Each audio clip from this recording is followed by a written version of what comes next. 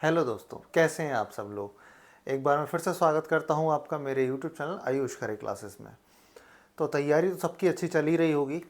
अभी एग्ज़ाम्स बहुत सारे आ रहे हैं और सबसे नज़दीक तो मुझे लगता है अभी IBPS क्लर्क 2024 ये एग्ज़ाम होने वाला है, अगस्त एंड में ही है शायद। और तैयारियां सभी की ज़ोर शोर से चल रही होंगी, मॉक टेस्ट भी चल रहे होंगे। मैंने ये वीडियो स्पेशली इसलिए बनाया है कि अगर आपका स्कोर मॉक टेस्ट में या आपको ऐसा लगता है कि आपका स्कोर जो है 50 या 60 की रेंज में आ रहा है, वो 80 प्लस तक नहीं पहुंच पा रहा है, तो मैं ये वीडियो बना करके आपकी हेल्प करना चाहता हूँ। ये वीडियो मैं कैसे हेल्प करूँगा आपको आपकी, क्योंकि मैंने अपने पास्ट में मैंने जो भी मेरे एक्सपीरियंस था, जिस तरीके से मैंने इस एग्ज़ाम को क्रैक किया था, जो भी मेरे सेटबैक्स थे, जो भी सक्सेस थी, उससे मैंने जो सीखा वो सारा समराइज़ करके मैंने कुछ पॉइंट्स निकाले हैं। जब जो पॉइंट्स मैं आपके साथ में शेयर करूँगा उससे डेफिनेटली आपके स्कोर में एक हेल्प होगी, वो स्कोर आपका बूस्ट होगा। ये उन सभी एस्पिरेंट्स के लिए है जो इस एग्ज़ाम को क्रैक करना चाहते हैं, जो इस एग्ज़ाम को सीरियसली बहुत अच्छे तरीके से इसकी तैयारी कर रहे हैं। तो चलिए शुरू करते हैं। देखिए, पहला पॉइंट है डेली मॉक टेस्ट। भाई, मॉक टेस्ट तो आप सभी लोग दे ही रहे होंगे, बट मॉक टेस्ट को देना किस तरीके से है। सिर्फ ऐसा नहीं कि मॉक टेस्ट देना है, सभी लोग बोलते हैं कि मॉक टेस्ट देना है हमें तो हम मॉक टेस्ट दे रहे हैं। नहीं, मॉक टेस्ट देने का एक पर्पज़ होता है। मॉक टेस्ट देने के बाद भी कुछ काम होता है जो हमें करना होता है अपनी प्रिपरेशन में। आइए मैं आपको वही चीज़ बताने वाला हूँ यहाँ पे। आपको क्या करना है, अगर आपका अभी आप मॉक टेस्ट देते हैं और आप ये पाते हैं कि आप मॉक टेस्ट का परसेंटाइल तो अलग होता है, बट आपको ऐसा लग रहा है कि मेरा स्कोर उतना अच्छा नहीं है कि मैं एग्ज़ाम में 80 या 80 प्लस का स्कोर लेके आ पाऊँ, तो उसके लिए मैं कुछ आपके साथ में शेयर करता हूँ कि आप कैसे कर सकते हैं। देखिए, डेली एक तो आपको एक नहीं 2 टेस्ट देने हैं। अब 2 क्यों बोल रहा हूँ मैं, क्योंकि 2 टेस्ट, एक आप सुबह दीजिए और एक आप शाम को दीजिए। अब सुबह वाले टेस्ट का पर्पज़ अलग है, शाम वाले टेस्ट का पर्पज़ अलग है। ये मैंने खुद किया है, ये मेरा ट्राइड एंड टेस्टेड तरीका है, इस वजह से मैं आपको बता रहा हूँ। देखिए, मॉर्निंग वाला टेस्ट उठने के बाद क्या होता है, फ्रेशन अप रहते हैं, और वो टेस्ट आपको इस पर्पज़ से देना है कि आपकी तैयारी का जो फ्लो है, आपकी जो प्रिपरेशन है, वो किस तरीके से चल रही है, वो किस लेवल पे, उसका बेंचमार्क क्या है, अभी इस समय किस लेवल किस पे आप लाए कर रहे हैं, वो आपको पता लग जाता है। आपने देखा कि आपका मार्क्स इतने इतने आ गए, सपोज करिए 60 आए या 65 आए, और आपने देखा कि आप सेटिस्फाइड नहीं थे। आप उस टेस्ट को एनालाइज करो। एनालाइज करने के बाद में आप ये देखो कि कौन कौन से ऐसे एरियाज थे, कौन कौन से ऐसे टॉपिक थे जिसमें आपके कंसिस्टेंटली आपके नंबर कम आ रहे हैं। तो आप क्या करो, उस दिन जिस दिन आपने वो टेस्ट दिया, आप दिन भर उस टॉपिक को लेकर के ठीक तरीके से पूरे डेडिकेशन के साथ उस टॉपिक के ऊपर, उन टॉपिक्स के ऊपर आप पूरा दिन दो। प्रैक्टिस करो, पहले सीखो, प्रैक्टिस करो, दिन भर प्रैक्टिस करो, उसके ऊपर R&D करो, और उसके बाद में शाम को फिर से एक और मॉक टेस्ट दो। डेफिनेटली आपको कुछ ना कुछ चेंजेस समझ में आएंगे। अगर चेंजेस पॉजिटिव हैं, यानी कि अगर आपने टेस्ट दिया, शाम को जब आप टेस्ट देते हो और आपके मार्क्स इंक्रीज हुए, तो फिर इससे ये चीज़ समझ में आ जाएगी कि भाई आपने जो भी इम्प्रोवाइजेशन किया, जो भी इम्प्रूवमेंट्स किए, वो फ्रूटफुल रहे और मार्क्स इंक्रीज हो रहे हैं। अगर मार्क्स आपके शाम को कम हो रहे हैं या फिर सेम ही रह रहे हैं, कोई चेंज नहीं आ रहा है, तो फिर अभी भी स्कोप है कि आपको और इम्प्रूवमेंट करना होगा। अब भाई, और इम्प्रूवमेंट करना है तो ये एक, देखिए, कम मार्क्स आते हैं तो वो एक मोटिवेशन का जरिया होते हैं। कम मार्क्स आ रहे हैं मतलब हमें और मोटिवेशन आया कि नहीं यार, आज हमने जितनी तैयारी करी, जितनी भी हमने चीज़ें सीखी सुबह के टेस्ट में के बाद, हमने जितनी चीज़ों में टॉपिक्स में हमने इम्प्रूवमेंट लाने की कोशिश की, उसमें उतना इम्प्रूवमेंट अभी नहीं आया है। शाम को टेस्ट दिया तब भी नहीं आया है, तो फिर हमें अगले दिन फिर प्रिपेयर होना है और फिर उसी साइकिल को रिपीट करना है। लेकिन टेस्ट डेली सुबह और शाम को देना ही देना है। सुबह का टेस्ट इसलिए कि आपके पास एक रिवीजन का, एक तैयारी का फ्लो, आपको एक स्टेबिलिटी देता है सुबह का टेस्ट। शाम का टेस्ट आपकी एक्चुअल दिन भर की इंप्रूवमेंट को चेक करने के लिए है, जिससे कि आपको समझ में आ जाए कि भाई मैंने आज दिन भर जो पढ़ा उसका क्या अर्थ निकला, मैंने क्या पढ़ा, मैंने क्या इंप्रूवमेंट्स किए। भाई, चेक भी तो करना होता है। शाम को ही क्यों बोल रहा हूँ मैं, शाम को मैं इसलिए बोल रहा हूँ क्योंकि अब चाहे तो अगले दिन भी दे सकते हैं, बट आपके अंदर एक रिवॉर्डिंग माइंडसेट से आप तैयारी कीजिए कि भाई मुझे ना, अगर मैंने अभी पढ़ाई की, मैंने दिन भर पढ़ाई की, मुझे उसका रिवॉर्ड भी तो चाहिए। आप अगले दिन का वेट क्यों कर रहे हैं, आप उसी दिन टेस्ट दीजिए। जिससे कि आपको समझ में आए कि हाँ यार मैंने दिन भर पढ़ा, मेरे नंबर, अगर आपके 5 नंबर भी बढ़ रहे हैं, आपके 8 नंबर भी बढ़ रहे हैं, तो उसको पॉजिटिव ले लीजिए कि भाई मेरे नंबर थोड़े तो बढ़े हैं, कुछ तो मैंने पढ़ा है। आपको एक इंटरनल सेटिस्फेक्शन होगा उससे। इसीलिए ये डेली 2 टेस्ट का जो रूल है इसको हमेशा अपनाइए और इससे डेफिनेटली आपको सक्सेस जरूर मिलेगी। आप खुद देखिएगा 1 हफ्ते के अंदर आपके मार्क्स इंक्रीज होने स्टार्ट हो जाएंगे।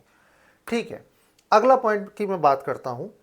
अच्छा, इसमें मैं एक ये मैंने सर्कल भी बनाया हुआ है, इसमें मैं ये भी बता दूं कि देखिए सबसे पहले टेस्ट 1 यानी कि आपने फर्स्ट टेस्ट दिया, आप 8 तारीख से शुरू करिए, कल 8 तारीख है, 8 से आप शुरू करिए, लास्ट अगस्त में तो आपका एग्जाम है। तो टेस्ट 1 आप दीजिए, उसको फिर एनालाइज कीजिए कि भाई कहाँ पे प्रॉब्लम थी, कहाँ पे कौन कौन से टॉपिक्स में मुझे डिफ़िकल्टी आ रही है, किस में मुझे मेरे मार्क्स कम आ रहे हैं, आप उसको एनालाइज करिए। एनालाइज करने के बाद में फिर आपको जब पता चल जाए तो फिर आप उसी टॉपिक्स पर प्रैक्टिस करिए, थोड़ा रिसर्च करिए, देखिए कि कहाँ प्रॉब्लम है, किस जगह पे प्रॉब्लम है। हर एक मतलब हर एक एंड से उस प्रॉब्लम को, उस परेशानी को दूर करने की कोशिश करें, दिन भर पूरा दिन उसमें लगाएं और फिर इसके बाद प्रैक्टिस करें। प्रैक्टिस करने के बाद फिर इंप्रूवमेंट के लिए आगे बढ़े। देखो प्रैक्टिस करेंगे तो डेफिनेटली आपकी इंप्रूवमेंट होगी और जब आपको ऐसा लगने लगे कि हाँ अब मैं उस टॉपिक में बेटर हो रहा हूं, तो फिर से टेस्ट यहां पर 1 की जगह 2 आ गया, मतलब फिर एक और टेस्ट दें। इस तरीके से इस साइकिल को कंटिन्यू करें। जब आप इस साइकिल को कंटिन्यू करते रहेंगे तो डेफिनेटली आप खुद देखेंगे कि 1 हफ्ते में ही आपके चेंजेस आपको रिफ्लेक्ट होना शुरू हो जाएंगे। इसके बाद शुरू करते हैं हमारा अगला पॉइंट कि लर्न सम शॉर्टकट्स। अब भाई सिर्फ टेस्ट देना इनफ नहीं है, टेस्ट आप दे रहे हैं बट टेस्ट में हमको स्पीड भी चाहिए। भाई कई बार क्या होता है ना कि आपके पास में कुछ हैंडी ऐसी कुछ शॉर्टकट्स नहीं होते जिस वजह से आप जो है अपने स्कोर अच्छा नहीं कर पाते। तो जैसे मैं एक एग्जांपल के तौर पर मुझको कुछ चीज़ें बता रहा हूँ, बाकी तो आप प्रैक्टिस करते करते खुद ही समझ जाएंगे। ऐसे कि क्वांट है, अब क्वांट में आप भाई टेबल आप 20 तक तो याद करिए, बेसिक चीज़ है। आप कॉम्पिटेटिव एग्जाम में बैठ रहे हैं, 20 तक की टेबल तो आपको आनी ही चाहिए, टेबल से याद करिए। स्क्वायर रूट याद करिए 30 तक, बिल्कुल बहुत ज़रूरी है, स्क्वायर रूट्स 30 तक आने ही चाहिए आपको। फिर क्यूब रूट्स एटलीस्ट 20 तक करिए। वैसे तो मैं कहूँगा कि 30 तक हो जाना चाहिए आपको याद, लेकिन फिर भी 20 तक भी किया तो भी कुछ हद तक तो हेल्पफुल होगा। तो इस तरीके से करिए। एक और पॉइंट है, मैं इसमें लिखना भूल गया, परसेंटेज टू फ्रैक्शन। जैसे कि 25/100 है तो 25/100 को 1/4 भी लिख सकते हैं, 75/100 है 3/4 भी लिख सकते हैं। तो ऐसे और भी परसेंटेज टू फ्रैक्शन जिसमें हम जाते हैं, 25%, 75% को हम फ्रैक्शन में क्या लिख सकते हैं, इस तरीके के कुछ फ्रैक्शंस आपको, फ्रैक्शन वैल्यूज आपको याद होनी चाहिए परसेंटेजेस की। तो ये क्या होता है ना कि जब आप कैलकुलेशन करते हैं ना, जब क्वांट सेक्शन में, तो इसमें आपको ना सॉल्व वॉल्व करने की जरूरत नहीं होती। आपको पता है कि भाई 75% है, तुरंत आप 3/4 करके क्वेश्चन से कैलकुलेशन को इजीली कर सकते हैं। तो ये कुछ तरीके हैं जिससे आपकी स्पीड बढ़ेगी। मैं यहाँ पे स्पीड की बात कर रहा हूँ। फिर आते हैं जैसे इंग्लिश। इंग्लिश में मीनिंग्स हैं, वॉकेब्स हैं। भाई मीनिंग्स वॉकेब्स मतलब कि सेम थिंग, मतलब आपको जब वॉकेब्स अच्छी होगी, आपकी वॉकेबलरी बहुत बढ़िया होगी, तो आप पैसेज को अच्छे से इंटरप्रेट कर पाएंगे, आपको जल्दी समझ में आ जाएगा। भाई अभी तो प्रीलिम्स लेवल पे उतना ठीक है, डिफ़िकल्टी लेवल नहीं रहता, लेकिन जब आप मेंस लेवल पे जाएंगे तो डेफिनेटली वहाँ पैसेज तो थोड़ा सा हार्ड आएगा, उसका लेवल अच्छा होगा। तो अगर आपकी वॉकेब स्ट्रांग होगी तो आप उस पैसेज को जल्दी से जल्दी इंटरप्रेट कर पाएंगे। और मैंने पिछले वीडियो में, स्ट्रेटजी वीडियो में बताया हुआ है कि आपको इंग्लिश किस तरीके से पढ़नी है। आप अगर उस वीडियो को नहीं देखा है, मैं उसकी लिंक डिस्क्रिप्शन बॉक्स में दे दूंगा, आप जरूर देखिएगा। लास्ट वीडियो ही मैंने बनाया था IPS क्लर्क की स्ट्रेटजी किस तरीके से करें।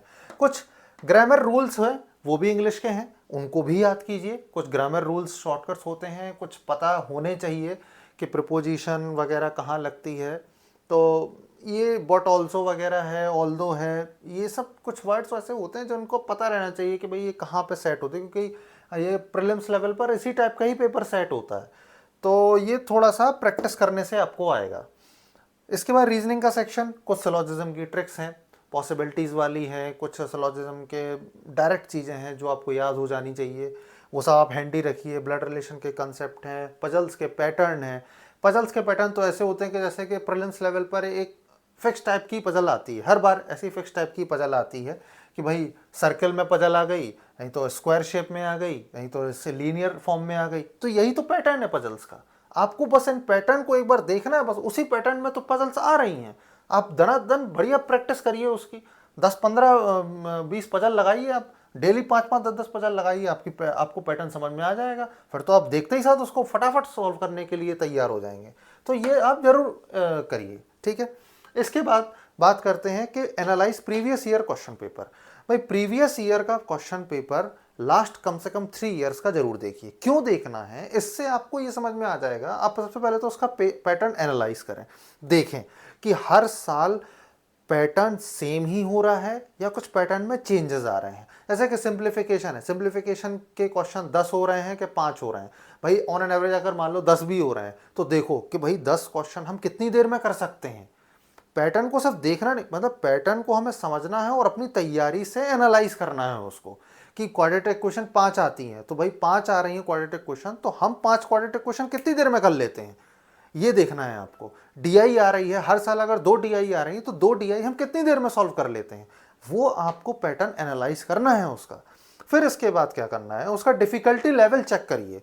भाई उसका डिफिकल्टी लेवल ठीक है, प्रीलिम्स लेवल है, उतना हार्ड नहीं होगा, लेकिन आपको उसके डिफिकल्टी लेवल को से अपनी मॉक टेस्ट की परफॉर्मेंस से कंपेयर करना है। कहने का मतलब ये है, आप जब मॉक टेस्ट देते रहेंगे उसके बाद में आपने प्रीवियस ईयर क्वेश्चन पेपर देखा, अब आपने ये देखा कि भाई प्रीवियस ईयर का क्वेश्चन पेपर ऐसा आया है और आप मॉक टेस्ट ऐसा दे रहे हैं। कहने का मतलब आपको ये समझ में आ जाएगा कि यार प्रीवियस ईयर का क्वेश्चन पेपर मुझे आसान लग रहा है। अगर आपको आसान लग रहा है और आपको लग रहा है कि नहीं यार मैं इसमें अच्छा अटेम्प्ट कर लूँगा, दैट मीन्स आपकी तैयारी ठीक है। और अगर आपको ऐसा लगता है कि नहीं यार अभी भी इम्प्रूवमेंट की बहुत ज़रूरत है, तो फिर आप और मॉक टेस्ट दें और इसी साइकिल को दोबारा से रिपीट करें। ये बताना बहुत ज़रूरी पॉइंट है, इसलिए मैंने आपको बताया। फिर इसके बाद अपने प्रीवियस ईयर क्वेश्चन से जब आप अपनी परफॉर्मेंस को चेक करने के लिए आप क्या करिए, उसी प्रीवियस ईयर क्वेश्चन पेपर को ऑनेस्टली बिना सॉल्यूशन देके घड़ी में स्टॉप वॉच में टाइमर लगाएं 1 घंटे का और उस प्रीवियस ईयर क्वेश्चन पेपर को सॉल्व करें। गूगल पे previous year question paper prelims level का मिल जाएगा, आप टाइमर लगाएं 1 घंटे का और उसको सॉल्व करें और देखें कि आपकी परफॉर्मेंस कैसी आ रही है। आपको समझ में आ जाएगा कि आप कितने गहरे पानी में हैं और कितना अच्छा आपका अभी इस समय लेवल है, कितनी अच्छी प्रिपरेशन चल रही है। भाई ये बिल्कुल अपनी एक्सपीरियंस टिप से मैं बता रहा हूँ, मैंने खुद इस तरीके से इस एग्ज़ाम को क्लियर किया था, वही मेरे समराइज करके मैंने ये बता रहा हूँ आपको। फिर इसके बाद आते हैं कुछ सम एक्स्ट्रा टिप्स। भाई ये ऑप्शनल है, वैसे मैं तो कहूँगा कि ऑप्शनल क्या, अगर आपके पास में समय है तो ये ज़रूर करना चाहिए। मैंने तो किया था। मेडिटेशन करिए 10-15 मिनट करिए भले ही, या इवनिंग वॉक पे जाइए। क्या होता है, हम डेली वही रूटीन फॉलो करते हैं, सुबह पढ़ा शाम को पढ़ा, दिन भर इम्प्रूवमेंट्स में लगा दिया, शाम को मॉक टेस्ट दे रहे हैं, एक स्ट्रेस काइंड ऑफ क्रिएट होता है दिमाग में। तो थोड़ा सा मेडिटेशन या शाम को थोड़ा अकेले टहलना, थोड़ा दोस्तों के साथ भी जाना। वैसे मैं अकेले वॉक करता था, क्योंकि मैं अकेले वॉक करते करते भी स्ट्रेटजी बनाता था कि भाई मुझे और क्या करना है, मैं और क्या इंप्रूवमेंट्स ला सकता हूँ। तो खुद से थोड़ी देर बात कीजिए, थोड़ा देर अपने दिमाग को भी शांत रखिए, उसके लिए मेडिटेशन करिए। 15-20 मिनट बहुत होता है। इतना करने से कम आपका दिमाग जो है ना, आपका जो माइंड है ना, वो थोड़ा सा काम हो जाएगा, वो थोड़ा कंपोज हो जाएगा और आपका फोकस जो है ना मॉक टेस्ट के समय बिल्कुल भी डाइवर्ट नहीं होगा। क्योंकि मॉक टेस्ट के समय क्या होता है, अक्सर कर हम जब एग्जाम में बैठते हैं ना, तो हमारा कोई एग्जाम अगर थोड़ा सा ही डिफिकल्ट आ गया है, हम कहीं फंस गए, तो हमारे दिमाग में उसी वक्त 50 थॉट्स एक साथ आ जाते हैं कि भाई ऐसा ना हो कि एग्ज़ाम हमारा ख़राब चला जाए, ये क्वेश्चन तो बन नहीं रहा है। तो एग्ज़ाम में इस सिचुएशन से बचने के लिए आप थोड़ा सा मेडिटेशन या इवनिंग वॉक, आप जो भी कर सकते हैं, आपको जो भी आपकी हॉबी है उसको थोड़ा सा 15-20 मिनट आप ज़रूर करें, जिससे कि आपका दिमाग थोड़ा सा काम रहेगा, कंपोज रहेगा और आपको एग्ज़ाम में वो आपके लिए बहुत फ्रूटफुल होगा। ये मैं बिल्कुल अपने ही एक्सपीरियंस से बता रहा हूँ, ये बिल्कुल फ्रूटफुल होगा। तो इस तरीके से ये मेरे कुछ 4 पॉइंट्स थे जो मुझे आपके साथ शेयर करना था, एंड आई होप ये आपको ज़रूर हेल्पफुल होंगे। और अगर आपको वीडियो पसंद आया हो तो मेरे वीडियो को लाइक करिए, कमेंट करिए, सब्सक्राइब करिए और दोस्तों के साथ शेयर करिए। Thank you so much.